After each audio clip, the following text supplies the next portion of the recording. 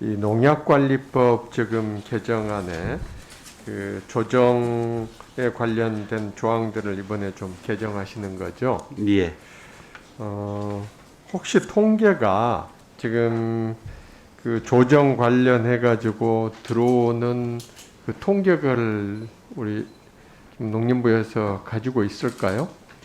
농약 분쟁의 경우에는 지금은 그 농촌진흥청에서 담당을 하고 있는데 제가 지금 그 통계를 아마 있을 텐데 제가 알고 있지를 못합니다. 민사조정법의 기본 취지를 맞추신다는 의미에서는 일리가 있어요. 그런데 농약 피해를 입은 사람은 대부분이 농민일 가능성이 많지 않습니까? 일단 그렇습니다. 그렇죠. 아니면은 그 농촌에 거주하는 일반 주민이거나. 그런데 지금 조정에 대해서 출석 의무가 없다. 그러면 장관님 누가 조정에 응할까요? 이게 주로 이 문제가 어디서 나오느냐 하면 농약의 비산 문제입니다. 그런데 이 당사자 간에는 사실은 이 감정이라든지 이런 것들이 있어서 잘 조정이 안 되는데 제3자가 끼어서 한번 논의를 해보는 것 정도, 그렇게 되면 이게 뭐 대단한 일이 아닐 수도 있기 때문에. 아니 그 피해를 본 분과 이 농약 살포한 분 사이에 의견이 일치가 안 되기 때문에 결국은 조정까지 오는 거 아니겠습니까? 그렇습니다. 예. 그런데 이 조정에 출석하는 의무가 없어진다 그러면 상식적으로 농약을 살포했던 분이 자기 책임이 없다고 해서 지금 조정까지 오는 거 아닙니까? 그런데 조정기관에서 부르면은 응하는 분도 있겠지만 대부분은 내가 조정에 응할 이유가 없다 이렇게 할 가능성이 많은 거 아니겠습니까? 근데 그 원인자의 경우에는 자기가 드론으로 농약을 쳤던 광역방제기로 쳤던 자기 행위로 인해서 옆에 있는 친환경 재배 농가가 뭐 피해를 봤다든지 이런 상황은 이해는 할 겁니다.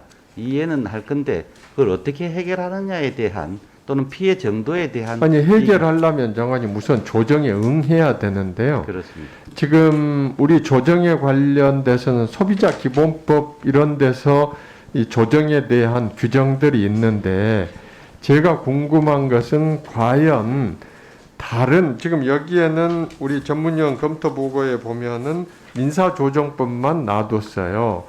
그래서 이게 민사조정의 좀 특수한 경우다 이게. 예를 들면은 민사조정은 대개 금전 대차 관계라든지 이런 경우들이 많은데 이 농약의 경우에는 특수한 분쟁인데 거기에 대해서 일종의 가해자라고 볼 수 있는 사람에 대해 너 출석 안 해도 돼요 당신 이래버리면은 과연 누가 출석을 하겠는가. 제가 지금 먼저 통계를 좀 여쭤봤던 이유는 통계 어떻게 됩니까? 지금 연간 한 900에서 1000건 정도의 이 민원이 있다고 합니다. 네, 예. 자 900에서 1000건이면 상당수의 건수지 않습니까? 이렇게 바꿨을 때 그 다음 대책이 뭔지 제가 지금 궁금한 거예요. 지금 가해자로 지칭된 사람이 나는 책임이 없으니까 조정에 응할 이유도 없다. 이렇게 했을 때 그러면 그걸로 그냥 끝나버리는 겁니까?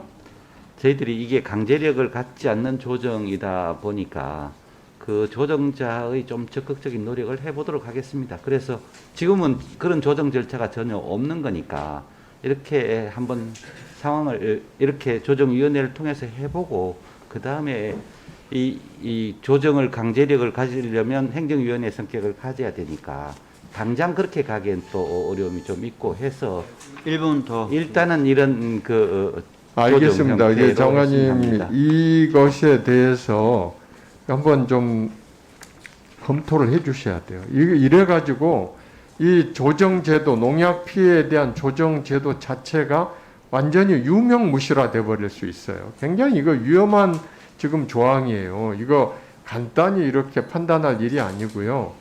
이 소비자 기본법이라든지 다른 조정의 경우에 예를 들면 가습기 피해의 경우라든지 이런 경우를 실무진이 한번 검토해 가지고요. 만약에 이게 문제가 있다면은 다시 고쳐야 되지 않겠어요? 예, 실제로 이 900에서 1000건 정도 나오니까 한번 그 별도 보고를 해서 저희 방에 한번 좀 그렇게 하겠습니다. 예.